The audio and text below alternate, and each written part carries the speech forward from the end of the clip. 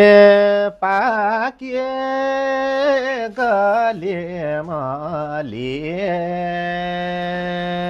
ऐसेलो तेर खोला काफ ए झलका झले मले लागेन लाग्या गाउँ घरका हे झलका झले मले